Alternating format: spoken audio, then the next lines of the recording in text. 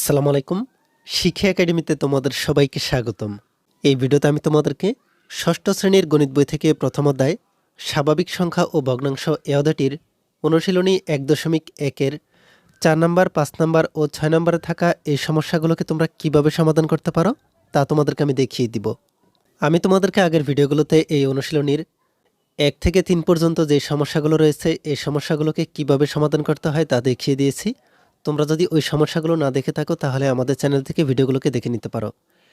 চলো এখন আমি তোমাদেরকে দেখিয়ে দিচ্ছি তোমাদের অনুশীলনী 1.1-এর 4 নম্বর, 5 নম্বর ও 6 নম্বরে থাকা এই সমস্যাগুলোকে কিভাবে সমাধান করা যায়।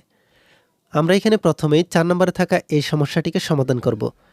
4 নম্বরে আমাদেরকে এখানে বলা হয়েছে 9 অঙ্কের বৃহত্তম ও ক্ষুদ্রতম সংখ্যা লেখো। তাহলে আমরা এখানে এই 4 নম্বরের সমস্যাটিকে খুব সহজেই সমাধান করে ফেলতে পারি। চলো আমরা 4 নম্বরের এই সমস্যাটিকে সমাধান কিভাবে করতে হয় তা দেখে নিই। তোমরা দেখতে পাচ্ছ আমি এখানে তোমাদের জন্য এই সমস্যাটির সমাধান লিখে নিয়েছি। এখানে আমি তোমাদেরকে প্রথমেই 4 নম্বরের এই সমস্যাটিকে সমাধান দেখিয়ে দিব। আমাদেরকে এখানে এই 4 নম্বরের এই সমস্যাটির প্রশ্নে বলা হয়েছে 9 অঙ্কের বৃহত্তম ও ক্ষুদ্রতম সংখ্যা লেখো।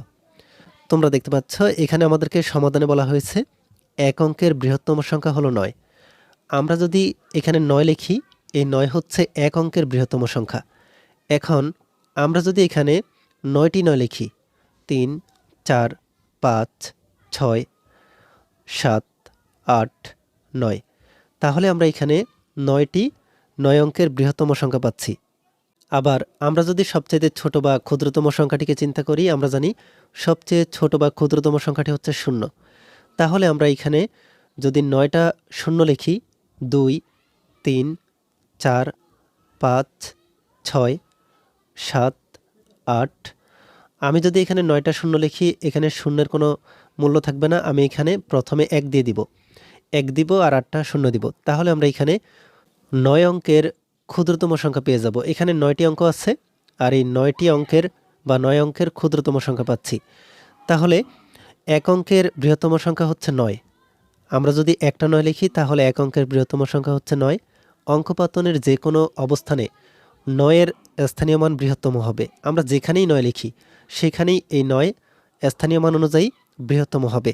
সুতরাং 9টি 9 পরপর লিখলেই 9 অঙ্কের বৃহত্তম সংখ্যা পাওয়া যাবে।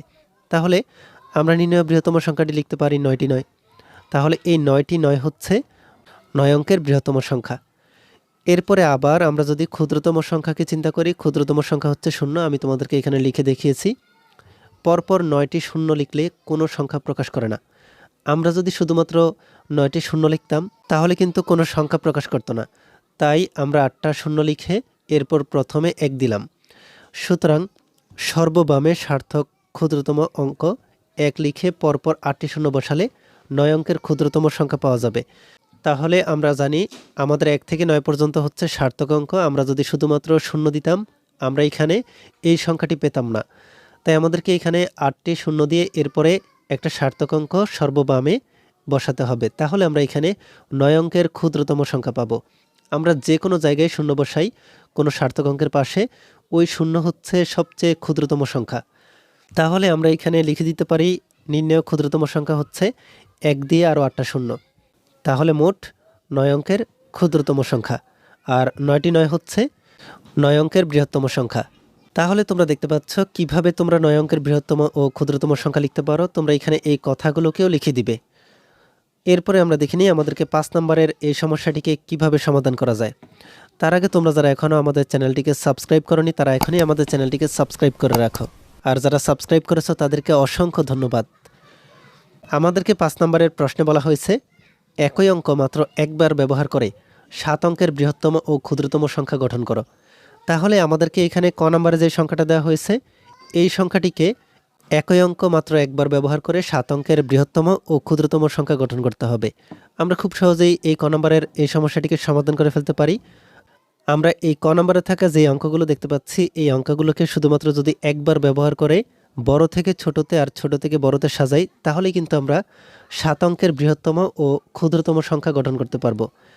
আমরা এই ক নম্বরের অঙ্কগুলোতে যদি ভালোভাবে লক্ষ্য করি তাহলে দেখতে পাবো এখানে 9 হচ্ছে সবচাইতে বড় অঙ্ক, এরপরে 8, এরপরে হচ্ছে 5, এরপরে 4, এরপরে 3, এরপরে 2, এরপরে 1।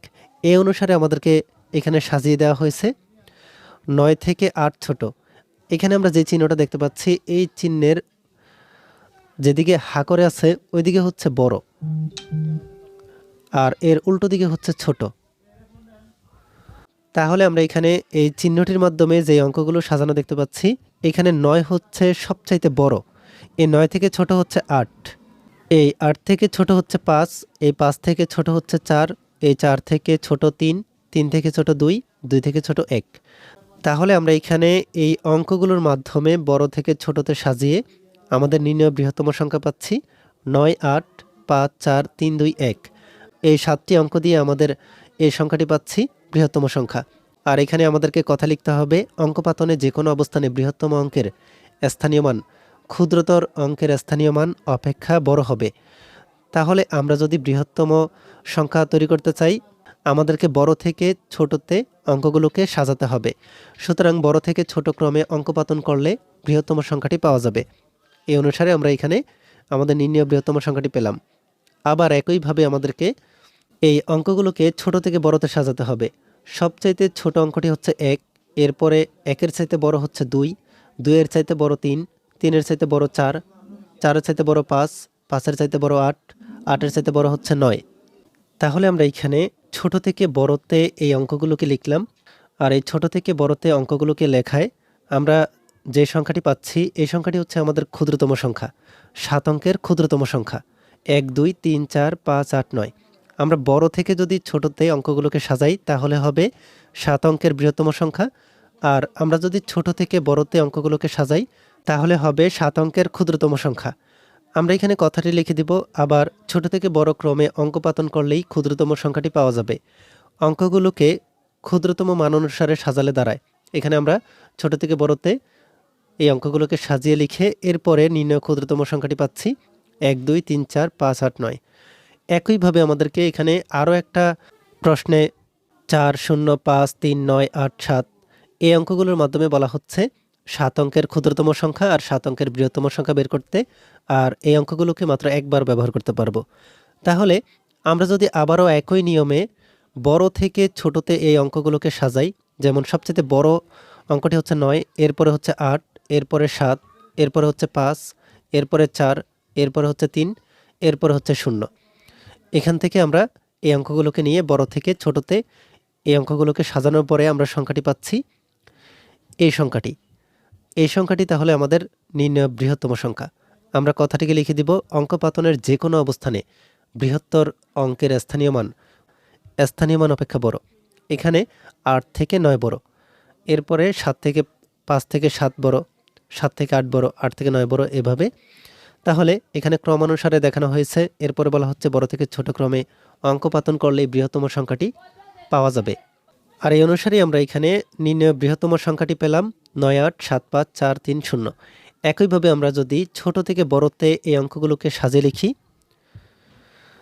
সবচাইতে ছোট বা ক্ষুদ্রতম অঙ্কটি হচ্ছে 0, এর চাইতে বড় হচ্ছে 3, এরপরে এর চাইতে বড় হচ্ছে 4, এর চাইতে বড় 5, এরপরে বড় হচ্ছে 7, 7 থেকে বড় 8, 8 থেকে বড় 9। এখন এখানে একটা সমস্যা আছে। সমস্যাটা হচ্ছে এই 0 সার্থক অঙ্ক না, তাই আমরা প্রথমেই এই 0কে লিখতে পারবো না। আমরা এই 3-এর পরে এই 0কে লিখব, এরপরে পরবর্তী সংখ্যাগুলো লিখব। তাহলে তোমরা দেখতে পাচ্ছ আমরা ক্ষুদ্রতম সংখ্যা 3 লিখে এরপরে ক্ষুদ্রতম সংখ্যা 0 লিখলাম। এরপরে হচ্ছে 3-এর চাইতে বড় 4, 4-এর চাইতে বড় 5, 5 থেকে বড় 7, 7 থেকে বড় 8, 8 থেকে বড় 9। তাহলে এভাবে সাজালে আমরা আমাদের 7 অঙ্কের ক্ষুদ্রতম সংখ্যাটি পাবো অঙ্কগুলোকে একবার ব্যবহার করে। আমরা এখানে কথাগুলোকে লিখে দিব, আবার ছোট থেকে বড় ক্রমে অঙ্কপাতন করলে ক্ষুদ্রতম সংখ্যাটি পাওয়া যাবে। অঙ্কগুলোকে ক্ষুদ্রতম মান অনুসারে সাজালে দাঁড়ায়। আমরা এখানে ছোট থেকে বড়তে অঙ্কগুলোকে সাজিয়ে লিখলাম। এরপর 0 সর্বমে থাকলে এর কোনো মান হয় না। এখানে 0 যদি প্রথমেই থাকতো তাহলে এর কোনো মান হবে না। সুতরাং 0 বাদে ক্ষুদ্রতম অঙ্কটি সর্ববামে লিখে 0 সহ অন্য অঙ্কগুলো ছোট থেকে বড় ক্রমে লিখলে ক্ষুদ্রতম সংখ্যাটি পাওয়া যায়। তাহলে আমরা এখানে আমাদের নির্ণয় ক্ষুদ্রতম সংখ্যাটি পেয়ে গেলাম।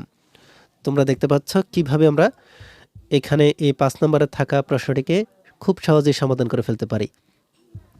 এরপরে আমরা দেখিনি আমাদের 6 নম্বরের এই সমস্যাটিকে কিভাবে সমাধান করতে পারি। 6 নম্বরে আমাদেরকে এখানে 7 3 4 5 5 এর অঙ্কগুলোকে বিপরীতভাবে সাজালে যে সংখ্যা হয় তা কথায় প্রকাশ করো। তাহলে তোমরা দেখতে পাচ্ছ আমাদেরকে এখানে একটা সংখ্যা দেওয়া হয়েছে 7 3 4 5 5। এই অঙ্কগুলোকে যদি আমরা বিপরীতভাবে সাজাই তাহলে যেই সংখ্যা হয় তা আমাদেরকে কথায় প্রকাশ করতে বলা হয়েছে। তাহলে আমরা এটাকে আরও খুব সহজেই সমাধান করতে পারি। আমরা প্রথমে প্রদত্ত সংখ্যা দিয়ে সংখ্যাটিকে লিখে নিলাম।